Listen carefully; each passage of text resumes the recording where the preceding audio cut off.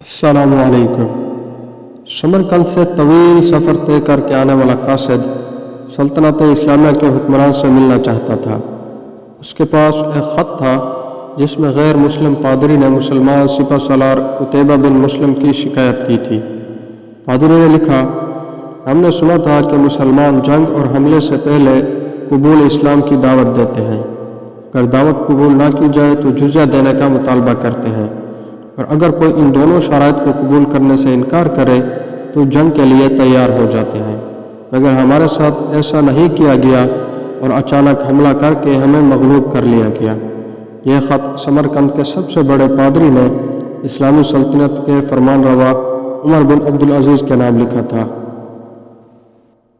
دمشق کے لوگوں سے شہنشاہ وقت کی قیام گاہ کا معلوم کرتے کرتے وہ قاصد ایک ایسے گھر جا پہنچا کہ جو انتہائی معمولی اور خستہ حالت میں تھا۔ ایک شخص دیوار سے لگی سیڑھی پر چڑھ کر چھت کی لپائی کر رہا تھا اور نیچے کھڑی ایک عورت گارا اٹھا کر اسے دے رہی تھی۔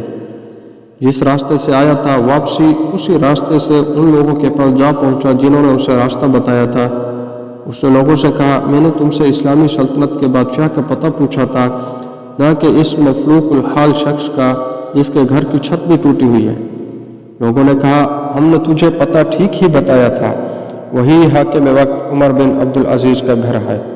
قاصد پر مایوسی چھا گئی اور بے دلی سے دوبارہ اسی گھر پر جا کر دستک دی۔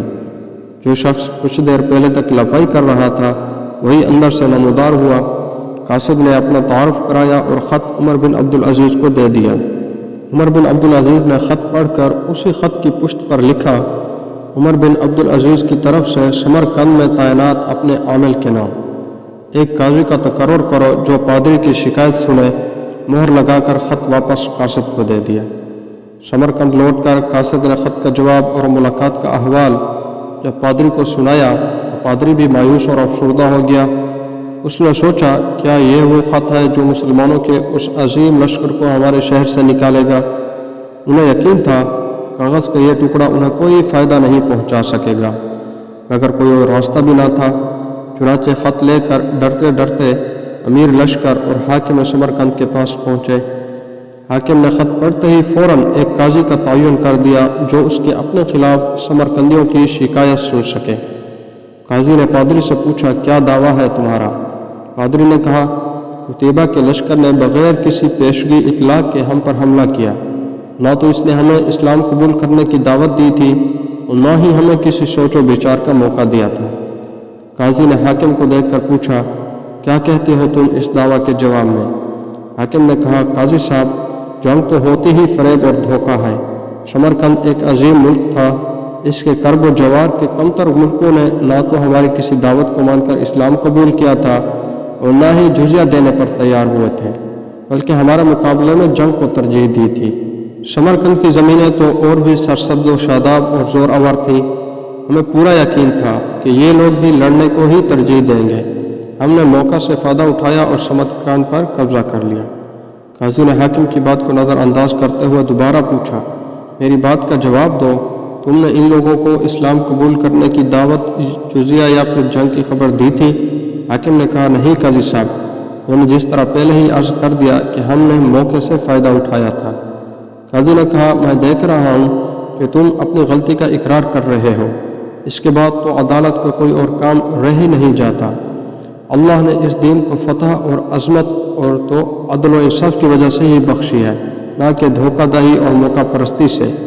میری عدالت یہ فیصلہ سناتی ہے کہ تمام مسلمان فوجی اور ان کے عہدے داران بما اپنی بیوی بچوں کے اپنی ہر قسم کے املاک اور مال غنیمت چھوڑ کر سمرقندوں کی حدوں سے باہر نکل جائے اور سمرقند میں کوئی مسلمان باقی نہ رہنے پائے۔